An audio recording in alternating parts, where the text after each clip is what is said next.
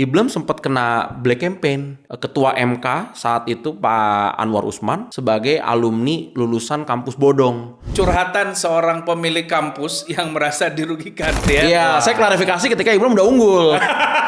Bisa menikmati pendidikan tinggi, itu kan masih 10%. Lalu sekarang muncul lagi campaign untuk nggak usah kuliah lah, kuliah itu scam. Saya belum melihat pemerintah ini memberikan support untuk bantuan orang kuliah dengan baik. Tapi di Indonesia, kredit untuk pendidikan yang main siapa? Perusahaan private. Integritas ini memang jadi salah satu penyakit besar di Republik kita. Stigma kayak ngapain aktif organisasi, di sana mah gratisan, jadi buruh gratis.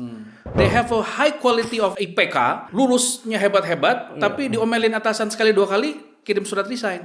Dan catatan saya terbesar buat dunia pendidikan hukum kita hari ini, kita tuh nggak punya roadmap yang jelas untuk menjadi seorang praktisi hukum di Indonesia.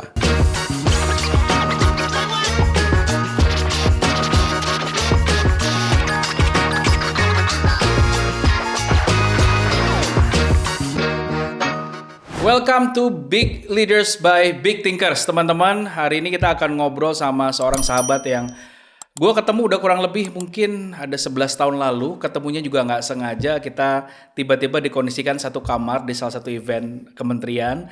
Lalu dari situ ngobrol, ternyata banyak teman yang kita kenalnya tuh sama gitu ya. Nah dari situ terus silaturahmi, dan ternyata beliau ini adalah second generation dari salah satu kampus swasta di Jakarta ya. Pasti tahu kalau dengar institusi itu, nanti kita akan sebut. Dan yang menarik, sosok ini sosok yang sangat progresif.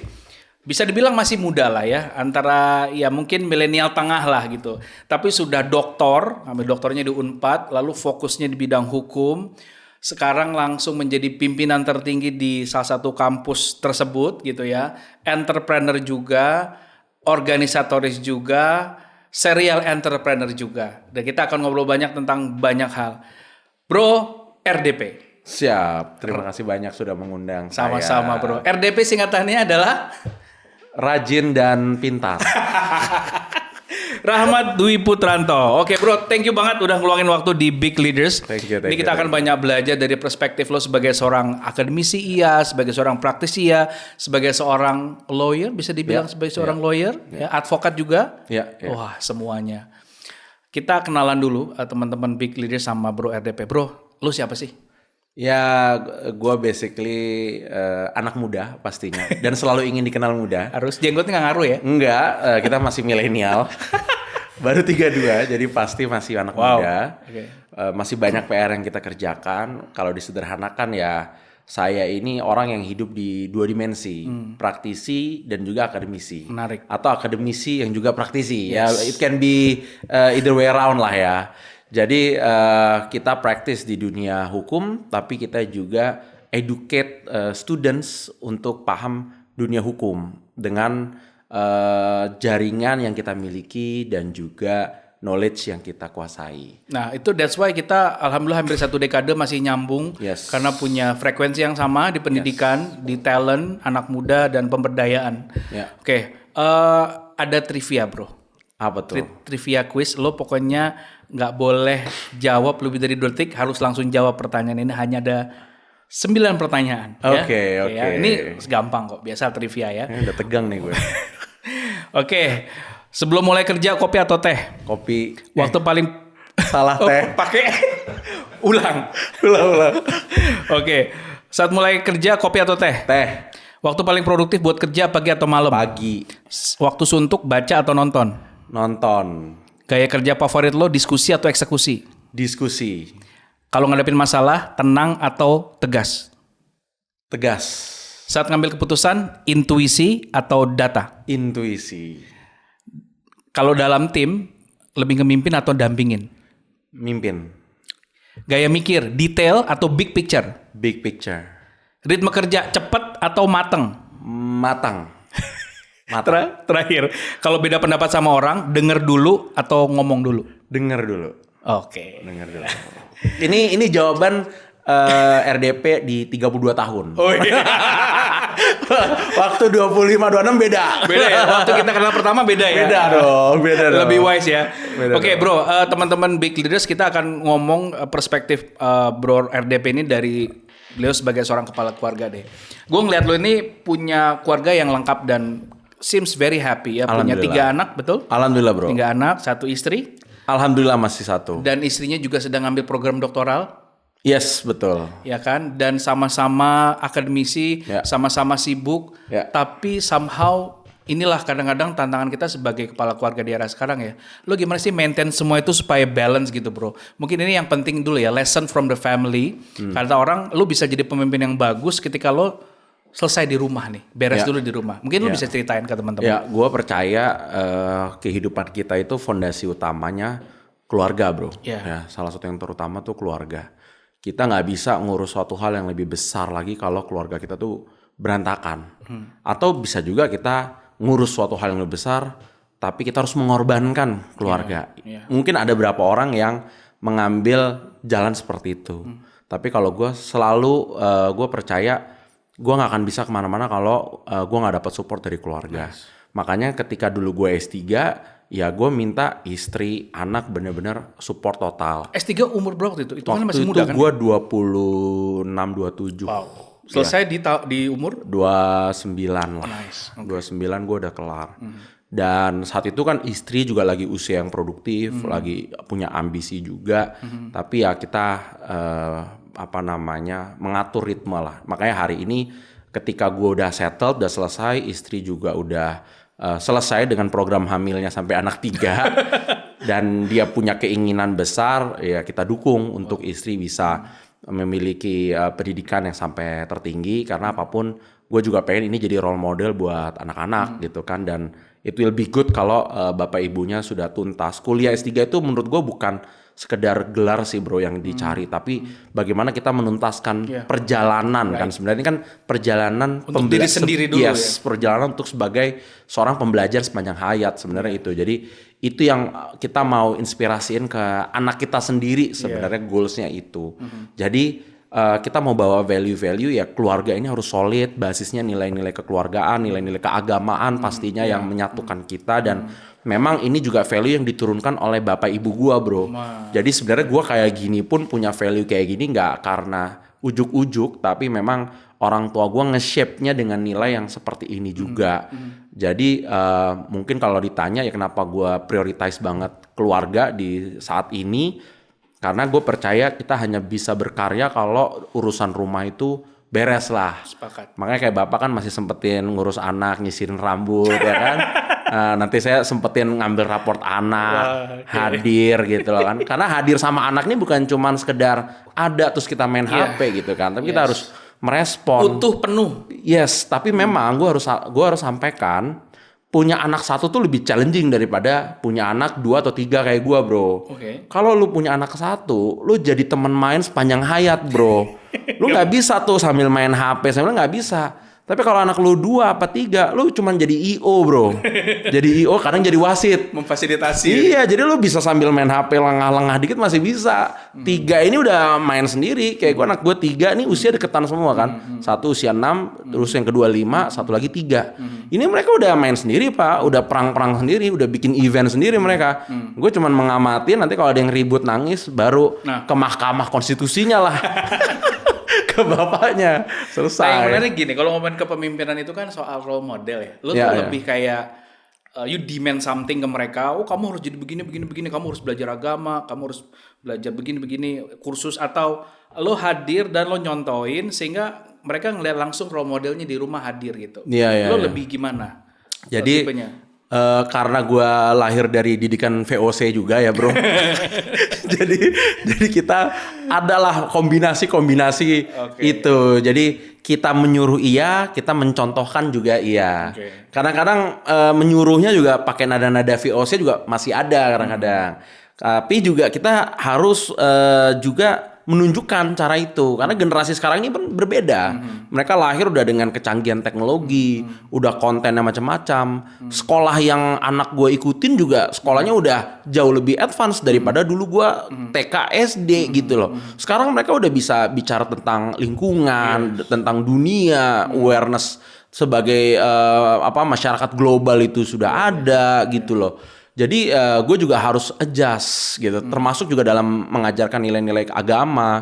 Kita nggak bisa lagi cuman sekedar nyuruh sholat gitu loh. Harus. Tapi emang harus kita yang, ayo kita sholat bersama. Gelar sajadah, pakai sarung. Gitu. Jadi nggak mungkin kita, nah ayo sholat. Nggak bisa sekarang. Jadi kitanya juga harus sholat bareng sama mereka.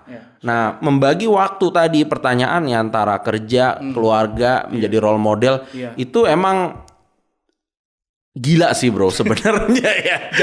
Jugglingnya emang luar biasa. Karena gini, lo lagi asik-asik kerja kadang nggak lihat waktu. Betul. Sementara ada jam-jam prime time sama anak kayak jam maghrib, itu istimewa banget. Kalau lo udah bisa balik sebelum maghrib, terus lo bisa sholat bareng. Tapi untuk lo konsisten ngelakuin itu setiap hari, it's so tough. Melihat Jakarta juga yang trafficnya seperti ini, ya kan? Itu sangat tough. Tapi idealnya kalau gue bisa bilang, momen kita bersama anak, kalau masalah agama gue percaya ya subuh sama maghrib. Itu udah momen krusial yang wajib bareng-bareng lo jalanin gitu loh. I know it's so tough, tapi itu salah satu resep yang jadi amanah orang tua dan prinsip buat gue pribadi.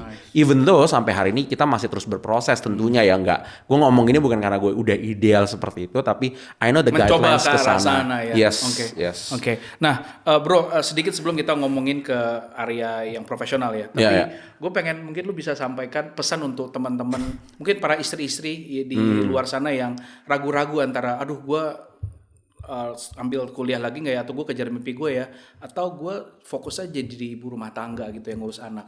Kalau lu punya istri yang saat ini juga istri lagi ngejar mimpi, pesan lu apa buat teman-teman wanita-wanita yang sedang struggling antara ngejar mimpi atau di rumah gitu ya? Satu, perempuan itu tetap harus tahu positioningnya. Jadi gue selalu mendukung perempuan itu untuk mendapatkan karir terbaiknya, untuk menjadi versi terbaik dirinya. Mau kuliah sampai S2 kek, S3 kek, mau nggak kuliah tapi dia aktualisasi hal yang lain kek, gue sangat support banget. Tapi yang menjadi masalah adalah ketika kita sudah tidak tahu posisi yang harus kita kontribusikan secara konkret di keluarga. Karena keluarga itu nggak bisa semuanya memimpin menjadi alfa. Di keluarga itu harus berbagi panggung. Dan terus setiap hari. Iya betul, dan gua adalah orang yang percaya laki-laki yang ditunjuk menjadi imam di keluarga. Tapi di satu sisi perempuan juga memiliki panggungnya sendiri, punya perannya sendiri yang tidak bisa dikesampingkan.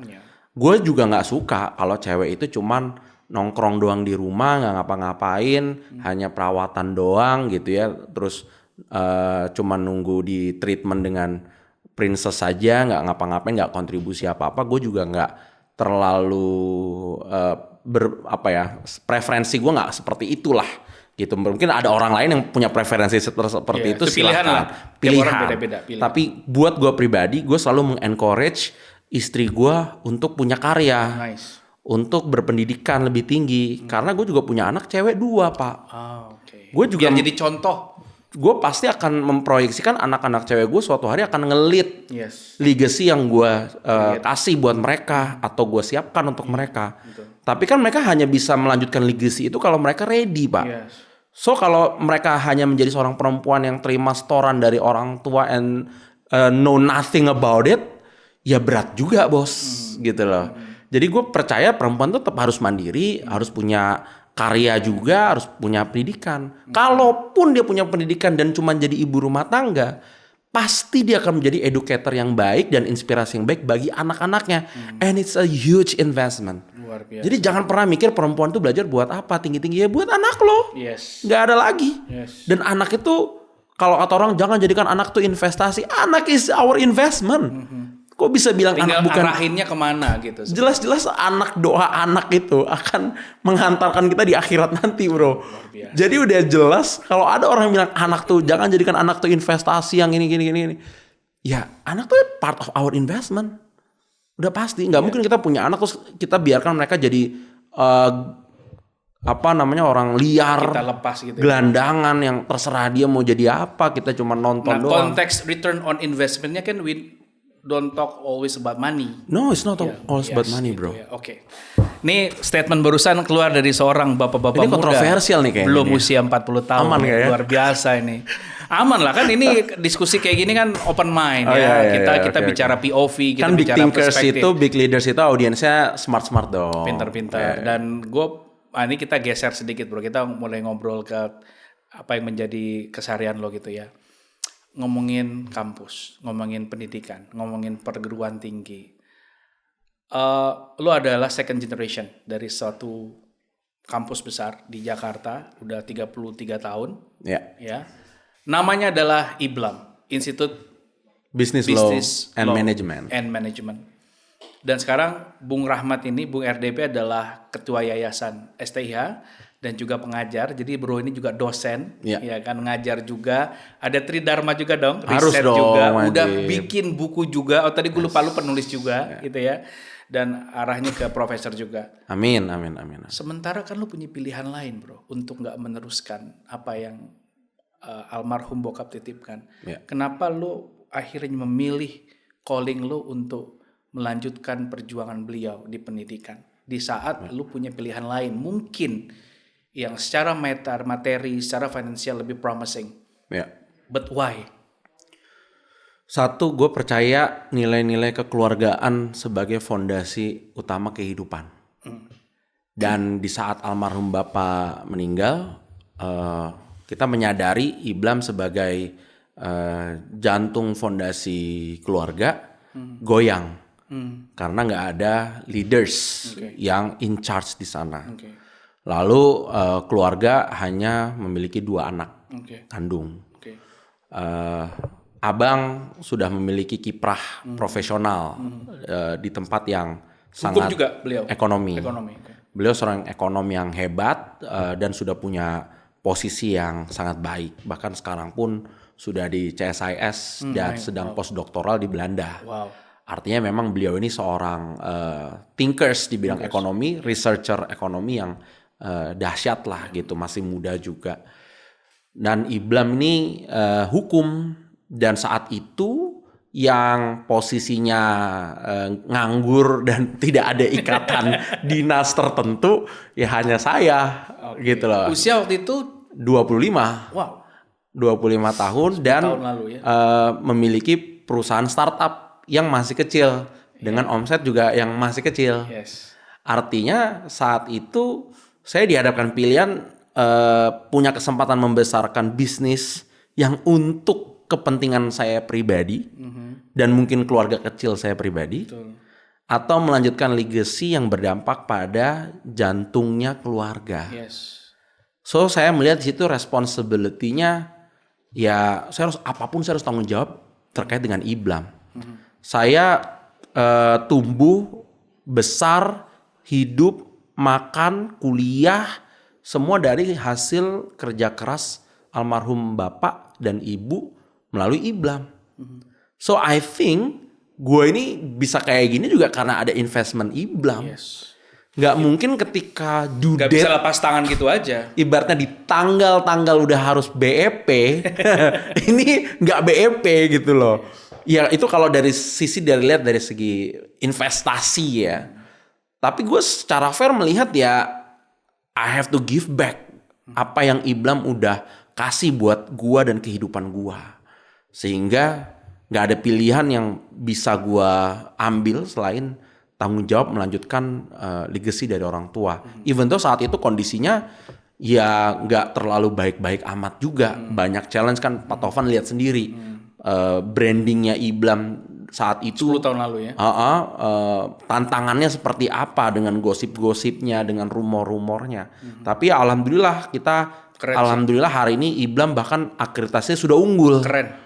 Iya kan? Gua apresiasi. Pak Tovan lihat sendiri perjalanan panjang kita. Tentu ini bukan akhir dari perjalanan, masih banyak improvement milestone lain ke depan yang harus kita lakukan. But at least secercah cahaya itu berhasil kita hadirkan gitu loh, ya kan? Dan itu membuat gue ada kepuasan tersendiri. Nah, ini yang akhirnya gue benar-benar memutuskan untuk ngundang lu juga dan berbagi inspirasi ke banyak teman-teman big leaders adalah banyak orang ketika meneruskan legacy orang tuanya as a business itu kadang-kadang don't know where to go atau bingung, gamang gitu ya. Dan apalagi ditinggalkannya dalam situasi yang lagi nggak baik. Nah sementara gue ngeliat lu tuh gue salut gitu bro. Dan lu man with your word ya. Lu make it happen apa yang lu janjiin dulu. Lu bilang gue inget lu bilang bahwa gue akan jadiin Iblam ini lebih baik. Dan sekarang kesampaian. Alhamdulillah. Gitu ya. Nah mungkin lu bisa cerita apa aja yang lu udah lalui dari dulu sampai sekarang sehingga Iblam itu berproses di titik sekarang ya dengan segala macam pencapaiannya, mulai dari lo cara ngebongkar orang-orang lama yang punya mindset nggak mau maju lah, politiknya kah atau finance-nya kah atau hal-hal lain lah ya. Kalau kita bicara change management kan luas banget. Mungkin lo bisa sharing your best practice gitu dalam ngomongin perubahan itu gimana? Mungkin 2 hal yang kita sorotin banget. Satu, budaya kerja dan SDM-nya. Yes. Dan yang kedua adalah strategi keuangannya. Yes. 2 itu sebenarnya menjadi fundamental transformasi yang kita lakukan. Yang pertama, waktu itu gua sama tim perbaiki adalah SDM-nya. Benar banget kita menghadapi SDM yang nggak mau maju. Yang aneh-aneh karena saat itu kita menghadapi tantangan terbesar rumor Iblam yang kampus abal-abal lah, kampus hitam lah, kampus bodong lah. Even 1 tahun waktu pemilu kemarin Iblam sempat kena black campaign gara-gara ada orang yang menjelek-jelekan ketua MK saat itu Pak Anwar Usman sebagai alumni lulusan kampus bodong yang mencetak putusan hakim MK yang meloloskan Gibran. Jadi ada pemberitaan dan ada framing opini di mana katanya si Pak Hakim MK ini, Pak Anwar Usman ini adalah hakim abal-abal karena mencetak putusan MK yang meloloskan Gibran yang dia nggak suka, dan ini adalah lulusan kampus bodong yaitu Iblam. Jadi kampus gue tuh kena gara-gara ada orang yang nggak suka sama putusannya Pak Anwar Usman. Itu kita kena framing itu, gitu loh. In other hand, kita lagi fighting banget untuk ngebangun reputasi yang lebih baik lagi. Artinya challenge yang gue hadapin ini ternyata nggak selesai dengan ganti logo, nggak selesai dengan training atau mengganti 1-2 dosen, mengganti 1-2 tenaga kependidikan, tapi ternyata challenge-nya terus sampai ke alumni yang berkiprahnya tidak sesuai pendapat beberapa orang atau sebagian besar orang gitu misalnya. Itu kena juga. Nah, ini yang sebenarnya menjadi tantangan bukan hanya Iblam, tapi saya rasa seluruh perguruan tinggi. Kita nggak akan pernah bisa mengkontrol ciptaan karya alumni kita, Pak. Tapi kalau pendapat saya pribadi, terlepas dari suka atau tidak suka, ya Pak Anwar Usman memberikan putusan-putusan yang progresif. Dan progresivitas itu tentu ada yang suka, ada yang tidak suka, dan itu pasti ada pro kontra. Tapi jangan disalahkan kampusnya. Ketika framingnya, lu yang pusing ya? Iya dong. Ketika yang disalahin adalah ini adalah curhatan seorang pemilik kampus yang merasa dirugikan. Dan ini gue baru bahas di sini nih. Baru bahas di sini ya. Baru gue bahas di sini. Kalaupun rame, ini pembelajaran sebenarnya. Pembelajaran. Dan orang yang bilang Iblam tuh kampus abal-abal, silakan cek ke kampus. Akreditasi kita unggul. Nggak ada kampus akreditasi unggul, kampusnya bodong, kampusnya abal-abal, kan nggak ada, bos. Ini akreditasi apa namanya, sanggahan ya, iya, dari langsung seorang ownernya. Soalnya saya dikirimin video-video seperti itu gitu loh. Itu yang saya nggak suka. Ini klarifikasi ya berarti ya? Iya, saya klarifikasi ketika Iblam udah unggul. Biarkan karya yang biar bisa sombong gitu ya. Iya dong. Biarkan karya yang berbicara. Inilah anak muda. Perkara kampus kita dulu memiliki sejarah yang tidak baik, it's in the past. Ya, kadang-kadang yang manis itu memang asalnya dari yang pahit. Betul, ya, betul. Jadi nggak ada yang sekarang manis, dulunya manis gitu. Betul. Jadi ada proses transformasi yang harus dihadapi. Jadi buat teman-teman yang sekarang merasa mungkin bisnisnya lagi low atau mungkin apapun yang dihadapi terasa sangat pahit, mungkin itu adalah moment of change ya. Tipping point kita berbenah apapun itu, dan beliau ini salah satu contoh real yang lagi dan terus berproses gitu ya. Nah sekarang gue pengen tahu pendapat lo ngelihat perguruan tinggi di Indonesia saat ini. Ya gue pengen tahu kegelisahan lo tuh apa sih dalam melihat perguruan tinggi sekarang. Indonesia punya 4.200 kampus lebih, lalu terbagi ke PTS, lalu perguruan tinggi negeri, belum lagi kita diarahkan harus bisa menjadi inkubasi talent-talent terbaik katanya SDM 2045 atau apapun itu gitu ya. Dana riset, banyak sekali pekerjaan-pekerjaan administratif, pekerjaan-pekerjaan yang butuh banyak PR lah dilakukan gitu ya. Dan lu memutuskan untuk ngurusin itu semua. Nah, dari perspektif lo yang punya kampus sudah 33 tahun dan lo adalah generasi kedua, lu ngelihatnya gimana? Kegelisahan lu apa tentang perguruan tinggi Indonesia saat ini, terutama perguruan tinggi swasta, dan lu ngelihat ke depan itu gimana potensinya? Silakan bro. Ini akan menjadi inspirasi, mungkin akan menjadi tamparan juga mungkin, atau menjadi bahan renungan buat teman-teman perguruan tinggi yang lain gitu ya, dimanapun berada. Menarik nih, ini jarang dibahas di mana-mana. Isu masalah pendidikan tinggi kita.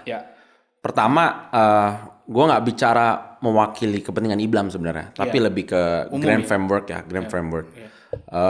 Jadi kita harus lihat dulu di Indonesia itu yang bisa menikmati pendidikan tinggi itu kan masih 10%, more or less. Partisipasi kasar ya, APK ya. Dan itu sudah sampai S3 loh Pak. Artinya 10% itu bukan hanya S1, itu udah sampai S3. Dari mulai level D3 sampai S3 itu kurang lebih hanya 10 sampai 11%-an doang. Yang S1 tentu di bawahnya.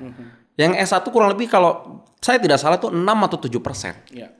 Artinya masih sangat banyak masyarakat Indonesia yang tidak lanjut S1 pasca dia lulus SMA. Asumsi saya by data yang sekilas waktu itu saya dapatkan itu kurang dari 50% itu nggak lanjut S1 Pak. Di Indonesia hari ini, di tahun ini. Artinya Pak, gimana kita mengharapkan kualitas demokrasi yang baik, kualitas civil society yang baik kalau mereka saja tidak mendapatkan edukasi yang mumpuni. Kita bandingkan dengan negara tetangga, Singapura, Malaysia. Bagaimana kita mengejar ketertinggalan kalau masyarakat kita di bawah ini tidak berpendidikan? Lalu sekarang muncul lagi campaign untuk nggak usah kuliah lah, kuliah itu scam, kuliah itu bodong dan lain sebagainya. Salah nggak orang statement gitu? Ya mungkin nggak salah, karena memang faktanya banyak kampus yang bodong, yang tidak memberikan pembelajaran, yang tidak memberikan pendidikan yang benar kepada masyarakatnya. Tentu ini menjadi PR bersama. Apalagi jumlah kampus di Indonesia sangat banyak compare to China. Salah satu yang terbesar di dunia. Salah satu yang terbesar. Ini juga menjadi kritik gitu loh.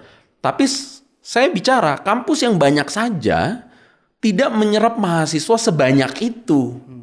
Harusnya kan kalau mahasiswanya banyak, akses untuk orang kuliah lebih banyak dong. Kok ternyata enggak juga. Ternyata ada di mana bottleneck-nya. Sekali lagi ini ada masalah kebijakan publik yang bermasalah di bidang pendidikan. Saya belum melihat pemerintah ini memberikan support untuk bantuan orang kuliah dengan baik. Bantuan orang kuliah itu bukan hanya tentang beasiswa.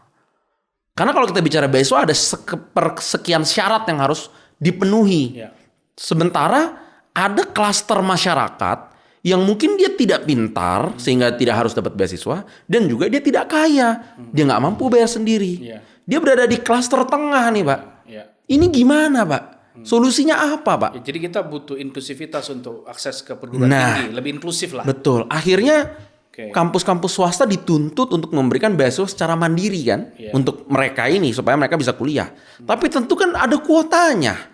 Nggak mungkin semua yang daftar dikasih gratis semua. Pasti ada batasan. Udah gitu kampus ini kan juga badan hukumnya yayasan. Nggak boleh profitable. Secara amanat undang-undangnya. Tapi kan kalau kampus ini tidak profitable bahasanya, gimana mau sustain? Operasional dan sustainability pendidikan ini akan berdampak pada quality. Kita melihat bagaimana di Malaysia, bagaimana di Singapura kampus-kampus swasta itu memiliki badan hukum yang jelas dalam bentuk perseroan terbatas atau company. Ada investor masuk ke dalam kampus Sehingga ada kepastian hukum terhadap investasi di dunia pendidikan yang mereka lakukan. Dan Jadi ada efeknya legal framework yang support. dan contoh case study lagi di Malaysia, if I'm not mistaken, ada kredit untuk belajar, kredit untuk student loan di Malaysia. Yang kalau anak itu IPK-nya 3,5 ke atas atau cum laude, Dibebaskan. gratis bos. Dibebaskan. Bener nggak? Bapak Ya. kan S3 di Malaysia kan? Ya. Bapak tahu betul bagaimana support Malaysia bukan dalam bentuk beasiswa untuk anak-anaknya. Mereka bisa kuliah, negara kasih kredit. Tapi kalau lu berprestasi gratis. Ya. Lu nggak berprestasi bayar saat lu kerja. Betul. Itu bagus banget, Fair, Pak. ya? Tapi di Indonesia, kredit untuk pendidikan yang main siapa? Perusahaan private. Bunganya berapa? 6-12%. Kan gila, Pak. Negara apa supportnya? Bunganya berapa persen? Mahasiswa lu suruh bayar 6% gimana biaya kuliah? Kemarin saya punya sahabat di Taylor's University, one of the best private university in Southeast Asia. Ada yang kuliah di sana bukan anak miskin, bukan orang kaya, bukan orang pintar-pintar kali. Dia bukan anak orang kaya, dia bukan pintar-pintar kali. Dia dapat beasiswa, dia dapat kredit. Dan berhasil fight sampai IPK-nya bagus. Gratis dia bayar. Gratis. Dia bayar. Itu kan kayak lu dapat kredit untuk kuliah di UPH, PU atau BINUS atau LSPR yang tiernya emang secara SPP tinggi. Tapi gratis. Kalau IPK-nya bagus. Oke. Ini kan luar biasa. Itu support gitu loh. Tapi di Indonesia kan nggak ada program seperti itu. Terus kita berharap kok demokrasi kita votersnya bisa dibeli pakai uang 500.000, 100.000 amplop, serangan fajar masih berlaku segala macam. Ya mereka nggak tahu Pak bisa kuliah atau enggak. Buat makan aja belum tentu. Makanya ini sebenarnya PR kita sangat banyak gitu loh. PR kita sangat banyak, apalagi kita bicara perguruan tinggi. Tapi gue tadi garis bawahnya adalah di policy itu tadi. Di policy, isunya di policy Pak. Isunya di policy ya. Karena yang penting tuh akses terhadap pendidikan. pendidikan. Dan akses pendidikan itu nggak bisa sekedar kita jual murah. Ya. Oke, pendidikan kita jual murah 50.000 sebulan, 100.000 sebulan, 200.000 sebulan. Itu nggak menyelesaikan persoalan. Gitu loh. Oke. Nah, itu sesuatu yang memang menjadi polemik ya untuk semua perguruan tinggi saat ini. Ya. Dan kalau kita obrolin itu mungkin bisa berepisode-episode. Bisa sampai subuh. Bisa sampai subuh. Ya, kasihan editornya. Editnya pusing. Nah, tapi gini bro, yang mau gue highlight adalah gini, kita kan kalau ada masalah itu fokus ke yang memang kita bisa selesaikan. Ya, sesuatu yang jauh di luar sana yang True. bukan yuridiksi kita ya sudahlah ya. Tapi kan life must go on, kampus harus jalan, operasional harus jalan. Nah, kalau lu ngelihat sebenarnya peran perguruan tinggi di Indonesia itu seberapa signifikan in terms of fixing the quality of Indonesian leaders. Jadi kita bicara talenta sekarang. Ya. Jadi lu ngeliatnya gimana sih komitmen lu untuk gimana caranya para lulusan-lulusan dari kampus lu ini bisa menjadi pemimpin-pemimpin yang punya integritas, pemimpin yang baik, dan tidak hanya sekedar menjadi jargon ya, tapi kampus itu benar-benar concern ke kualitas SDM gitu ya. Bukan hanya as a quantity tapi as a quality gitu. Ya. Mungkin lu bicara tidak hanya mewakili IBLAM tapi sebagai seorang calon profesor dan juga akademisi yang udah hampir 10 tahun. Ya, pemerhati pendidikan lah. Nah, silakan bro. Ya, jadi ini tanggung jawab yang sangat besar buat kita semua selaku pelaku di dunia pendidikan ya. Karena integritas ini memang jadi salah satu penyakit besar di Republik kita, bro. Ya. Makanya kalau IBLAM sendiri visinya itu salah satunya adalah kampus berintegritas. Itu salah satu tagline-nya. Ya, dan ini menjadi mission statement kita sebenarnya. Apalagi dunia hukum, Pak. Dunia hukum ini isu integritas Luar biasa. udah luar biasa banget nih. Yes. Dan ini akarnya gitu loh. Ketika integritas berhadapan dengan realitas, ini kan seringkali bertabrakan. Nah, gimana caranya kita menginfuse ini di anak didik kita?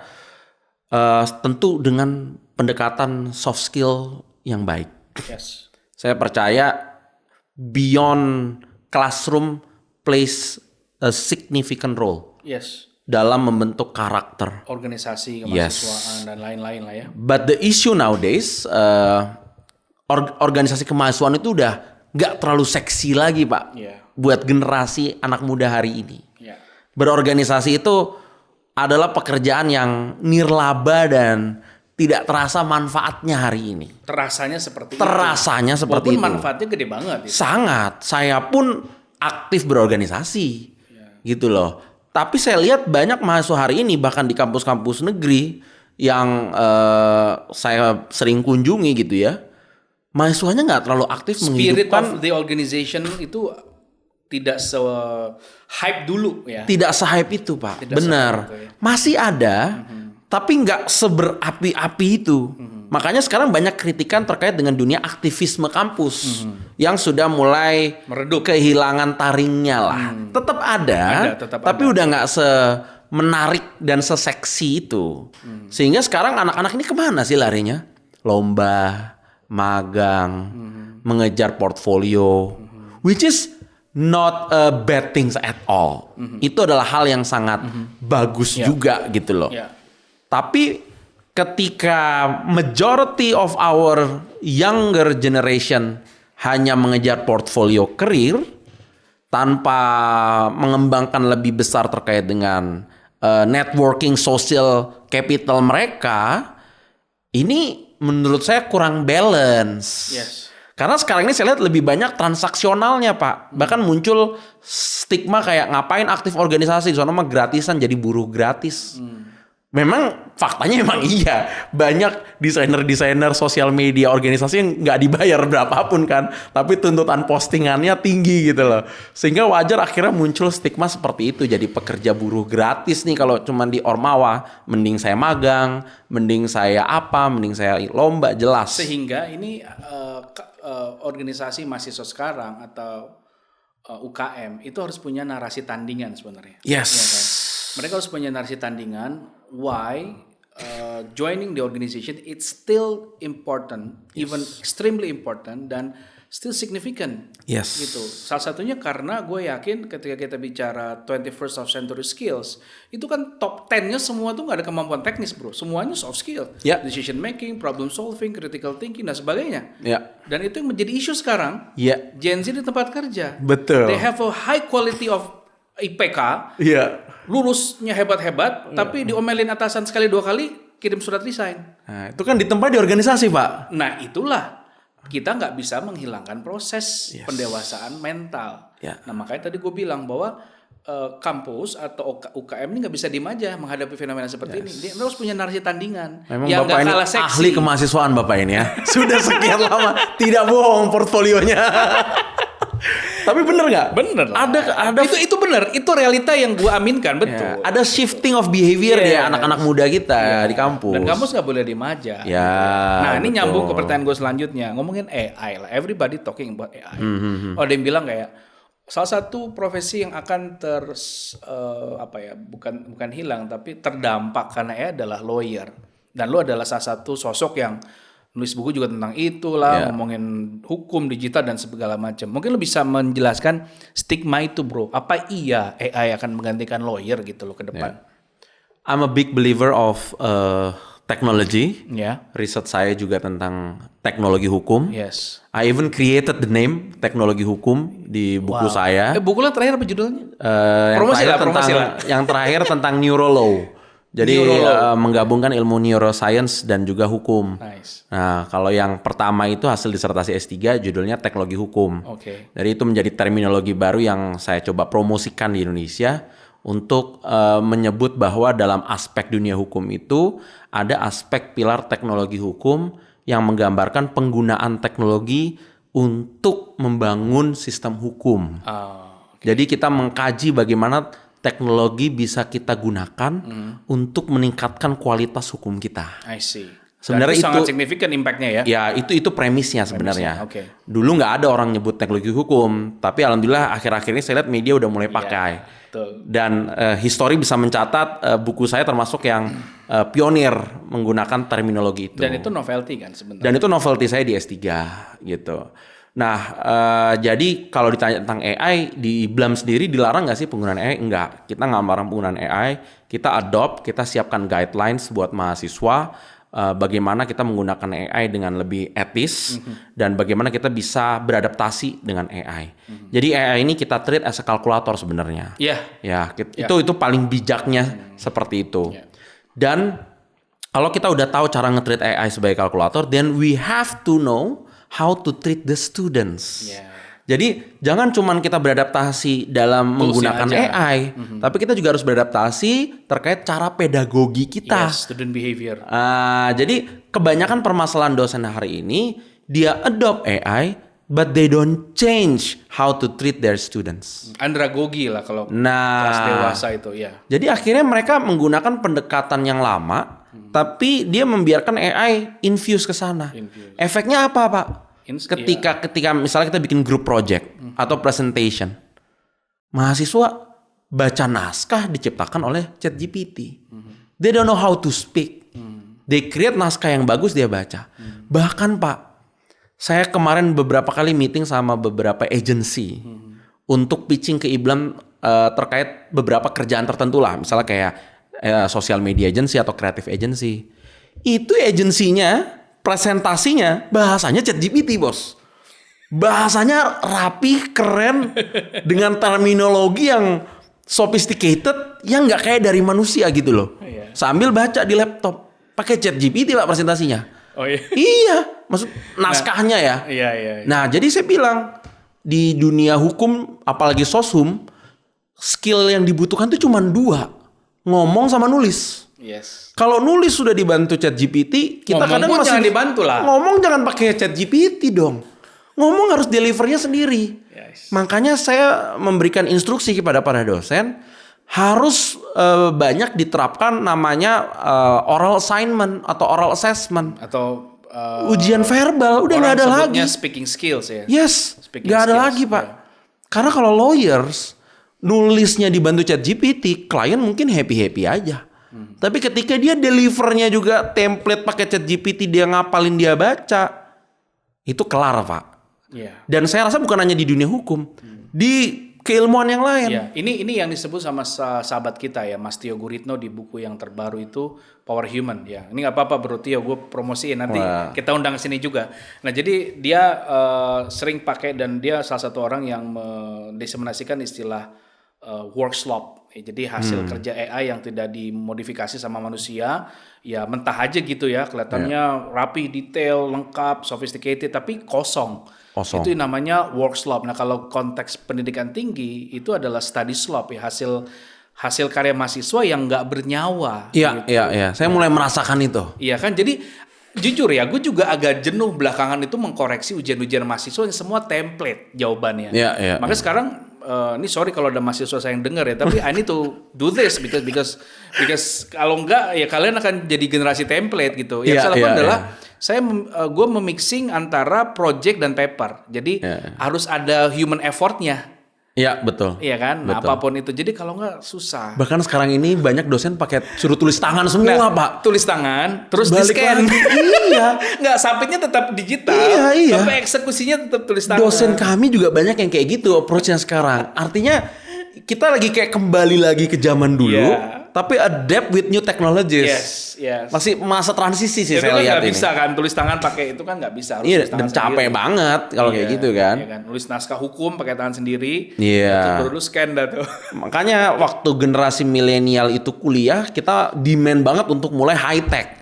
Tapi waktu sekarang kita malah pengennya balik lagi ke zaman dulu. Dan entah kenapa ya, saya ngerasa masa keemasan milenial ini udah selesai Pak. Udah lewat ya. Bapak-bapak ini udah milenial, bapak-bapak udah susah. Saya merasa kok kayak cepet sekali gitu loh. Apa karena kepotong COVID 2-3 tahun? Yes. Atau bagaimana? Tapi saya ngerasa kok saya ngerasa nggak tua banget, masih muda, tapi yang muda udah ketinggalan jauh. Dan kok sekarang jadi saya pengennya balik lagi ke zaman 90s. Karena di situ saya merasakan banyak pemikiran yang original. Sekarang mencari originality is a scarcity gitu loh jatuhnya kan. Betul. Jadi langka gitu. Saya melihat mahasiswa yang otentik, yang pinter, secara natural tapi raw talent gitu. Itu saya agak-agak agak raw gitu, agak susah nemuinnya Sebenarnya sekarang. ini yang harus diantisipasi sama first gate of industry ya, kayak Iya. HR, bagaimana benar-benar memfilter orang-orang yang enggak AI based output gitu loh, tapi benar-benar punya. Mana sekarang CV juga udah bagus-bagus, Pak. Iya kan? Udah banyak pelatihan CV, CV sekarang bagus-bagus. Makanya sekarang HR kan bukan lagi by CV, tapi by study case Yes. sama by speaking skill. Yes. Ya kan? Jadi kayak misalkan salah satu cara atau pertanyaan yang biasa gue tanyain adalah ceritain dong tentang diri kamu dan bikin saya itu terbawa sama cerita kamu dan saya itu jadi amazed sama kamu. Berat kali Itu pertanyaannya. pertanyaan gue kalau interview orang tuh kayak gitu, selesai. Itu nggak bisa dimodifikasi, bro. Iya. Sepinter apapun, tapi ketika dia bisa membawa kita ke ceritanya dan kita, oh gitu ya, udah itu CV akan nggak dibaca lagi. Ya udah, besok kamu sign kontrak. Iya, benar.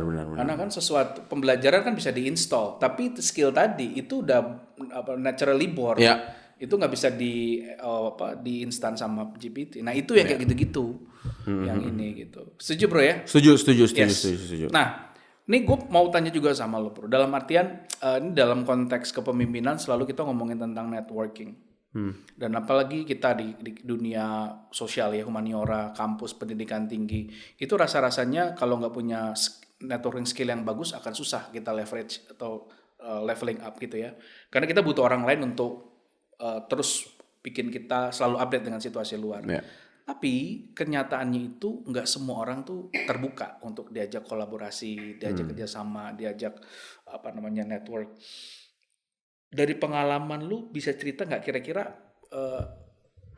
pernah ketemu nggak sih tipikal-tipikal orang yang susah diajak kerjasama, yang susah diajak kolaborasi gitu ya? Dan lu ngatasinnya gimana bro? Dalam artian termasuk mungkin lu bisa sharing juga. Iblam bisa sebesar sekarang karena networking lo juga kan gitu. Iya, banyak orang yang contribute sih ke Iblam bisa sampai hari ini ya. Dan networking itu kan bukan sekedar banyaknya orang yang kita kenal kan. Nice. Tapi sedalam apa kita kenal network tersebut gitu. Sebenarnya dulu memang waktu masih 20s aku memulai karir sebagai seorang pengusaha, ya kita mencoba untuk sebanyak-banyaknya kenal orang. Tapi semakin dewasa, makin banyak kenal orang juga nggak menyelesaikan masalah. Malah tambah pusing ya. Malah tambah pusing.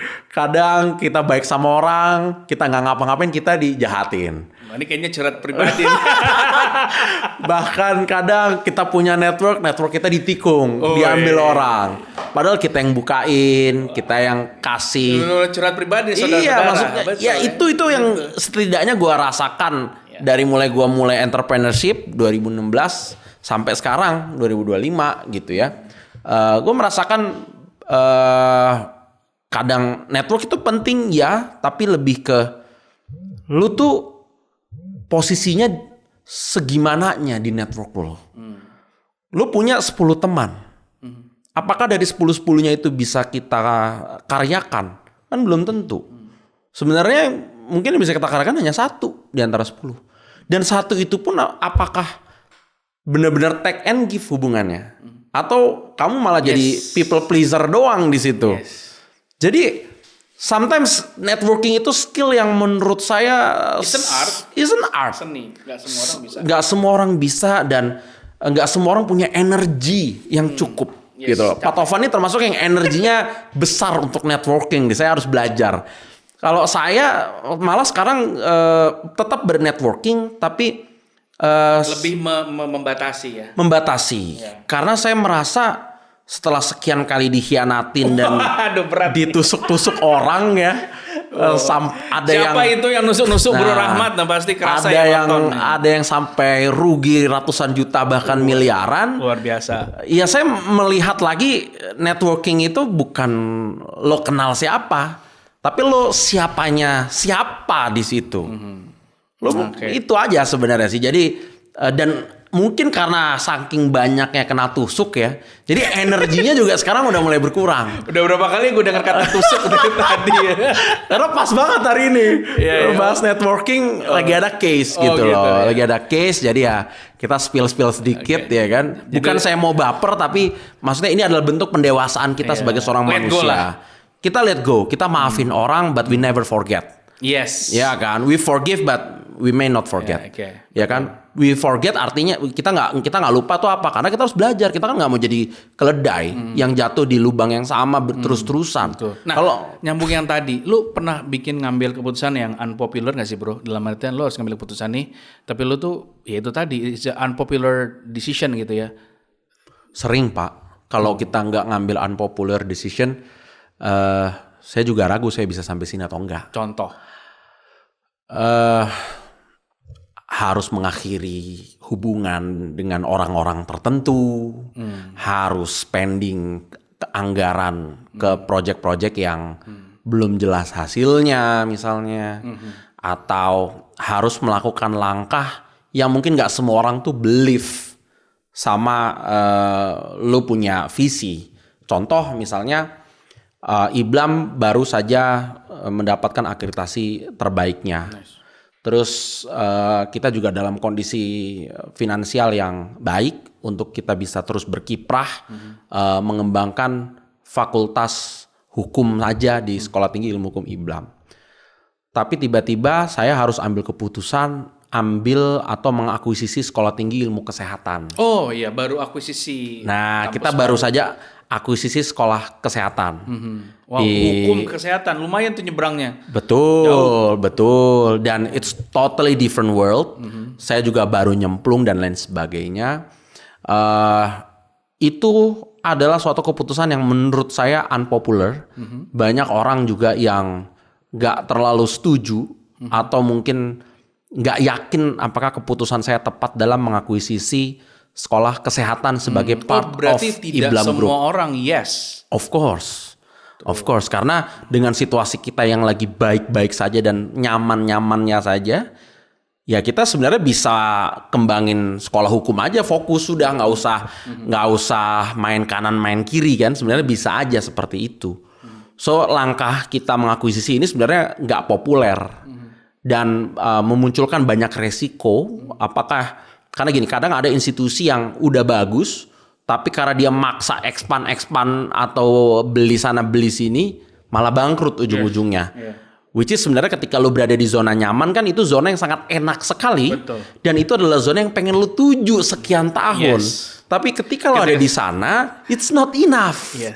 Ada perasaan lu nggak pernah puas ya, lu nggak bersyukur ya, kok malah nambahin kerjaan ya, ya kan? Pesan buat siapapun. Nah, iya benar, maksudnya saya juga ngomong ke karyawan saya seperti itu. Nih Pak RDP ini nggak bersyukur apa gimana? Akreditasi udah unggul, kampus punya gedung milik sendiri, gede, udah paten, udah anggaran tapi sehat. Tapi kok mau mainan-mainan baru? Kok malah beli-beli kampus baru nih yang di luar ekspertis? Ya kan, ini kan unpopular. Terus gini, narasi yang lo bangun apa ke teman-teman hingga akhirnya, oke, this is a good stuff. Tapi, narasi yang gue bangun adalah satu bahwa khairunas anfahum linas. Kalau main ayat tuh nggak bisa dibantah. Udah nggak ada lagi Pak. Karena amanahnya bokap gue. Itu dia. Adalah menjadi manusia yang bermanfaat. Selama masih ada celah untuk bikin dampak lebih besar, kenapa enggak? Apalagi kesehatan ya. Pendidikan kesehatan tuh kan. Dan ini jurusannya perawat Pak. Saya nggak tahu anak saya suatu hari merawat saya atau enggak Pak. Dan Bapak bisa jadi biro jodoh Pak. Antara lawyer sama perawat tuh banyak jodohnya tuh. Ya. Bisa jadi dan yang paling penting Pak, saya nggak tahu anak saya suatu hari akan merawat saya atau enggak. Masya Allah. Even though bisa aja ngomong secara populer. Perawat dong. Ya kan maksudnya gini loh. Ya kan kita nggak tahu anak kita lagi repot atau enggak. Bisa jadi anak kita lagi sukses semua, hebat semua, berkiprah di luar negeri. Saya di rumah sama istri doang berdua Pak. Bapak ini visioner sekali. Nah, jadi daripada saya menuntut anak-anak saya gantiin popok saya gitu misalnya ya. Tinggal telepon perawat. Mahasiswa sendiri Pak. Oke, menarik. Nah bro, ini tinggal sedikit lagi kita di penghujung diskusi podcast kita. Seru banget sebenarnya kalau dipanjangin bisa banget. Tapi mungkin 2-3 pertanyaan pendek yang mungkin gue pengen gali insight. Yang selanjutnya adalah Ini kan lu mendidik banyak mahasiswa hukum lah gitu ya, mahasiswa hukum. Sebenarnya, nah ini pertanyaan gue yang selanjutnya adalah kayak ngomongin ini agak klise ya, agak sedikit filosofis. Indonesia yang kayak gimana yang lo bayangin lewat pendidikan jalur hukum? Lewat pendidikan jalur hukum. Lo kan lagi mendidik banyak mahasiswa-mahasiswa sekarang. Tapi kalau let's say ngomongin 2045 deh, 20 tahun lagi, apa yang ada di benak lo? Ya, gue sendiri memimpikan pendidikan hukum yang menyeimbangkan antara pendekatan praktis dengan pendekatan teoris yang seimbang. Oke. Ya. Balance di sini bukan diartikan 50-50, 60-40, it's not just percentage. Tapi tentang yang dibahas dan yang didiskusikan ini relevan nggak? Oke, ya. Dan selain itu, kita bukan lagi hanya berbicara tentang lo paham teori ini atau lo tahu praktiknya seperti ini. Tapi literasi hukum secara spiritual dan mental lo ini udah nyampe belum ke pemahaman hukum yang seperti itu? Karena dunia makin kompleks, krisis makin multidimensi, kita hidup di era post-truth. Wah, itu kompleks banget. Tantangan hukum kita hari ini itu bukan sekedar pinter-pinteran. Yes. Pakai hati nggak? Yeah. Tahu konteks nggak? Etik. Yes, makanya saya bilang kalau kita hanya belajar substansi tanpa contextual approach yang tepat, maka orang itu kayak orang buta, Pak. Dia bisa jalan, tapi dia nggak tahu ini mau kemana dan bisa diarahkan kemanapun sang pemilik manfaat di belakang mereka. Karena untuk menjadi seorang legal scholars yang bisa impactful buat bangsa dan negara, itu nggak cuman pinter, tapi punya hati. Bagaimana dia bisa mendecide keputusan sebagai seorang hakim pakai hatinya, bukan mencocok logikan kasus yang dihadapi dengan bayaran yang dia terima, atau menyesuaikan pasal-pasal yang diterapkan untuk orang tertentu karena pesanan tertentu. Ini kan sangat bahaya. Dan catatan saya terbesar buat dunia pendidikan hukum kita hari ini, kita tuh nggak punya roadmap yang jelas untuk menjadi seorang praktisi hukum di Indonesia. Karena organisasi advokat banyak pecah, ribut. Dan sekarang semua orang bisa jadi advokat, Pak. It's not like a prestige anymore hari ini. Kayak lu bisa jadi with all due respect, semua orang bisa jadi sales. Iya kan? Maksudnya sales kan nggak butuh sertifikasi tertentu. Orang hukum, orang bisnis, siapapun bisa jadi sales, jadi pedagang. Harusnya kan advokat itu tidak seperti itu. Advokat itu adalah officium nobile, profesi yang mulia, yang primus inter pares, yang berdiri kokoh dan terhormat di antara profesi yang lain. Seperti dokter, seperti notaris, you have to go through certain process untuk bisa menjadi seorang profesi ini. Dan sebenarnya AI itu nggak akan mungkin bisa gantiin lawyer, karena AI nggak akan mungkin dapat sertifikasi, Pak. Itulah jawaban yang tadi. Iya kan? Nggak akan mungkin bisa dapat sertifikasi. Dan apalagi, Pak, lawyer itu hubungan kerja yang sangat emosional, humanis itu sangat tinggi. Tapi hari ini kan kita menyaksikan siapapun bisa jadi advokat. Bahkan ada yang pendidikan advokatnya itu dicicil dari semester 1, Pak. Dan bahkan pembiayaannya sudah didiskon dan sudah dicicil sebegitu murahnya. Setiap orang pensiun dari profesi apapun, dia bisa nyambi-nyambi jadi advokat. Mau itu kasusnya apa terserah. Efeknya apa? Tidak pernah ada standard of quality terkait profesi hukum kita. Iya kan? Mudah-mudahan lo bisa ambil peran ke sana. Jadi adaptasinya adalah menjadi seorang lawyer itu sebenarnya bukan kemewahan lagi. Sekarang kita terapkan namanya second tier karir yang menjadi prestis. Jadi menjadi lawyer first tier karir yang gampang, tapi untuk lu second tiernya itu susah. Sekarang ini situasinya kayak gitu, Pak. Oke lah jadi lawyer gampang, tapi kan gue habis ini mau jadi arbiter, gue mau jadi mediator. Gue mau jadi kurator, susah, Pak. untuk dapetin second tier profession. Tapi harusnya sebelum second tier, first tier organization-nya juga susah.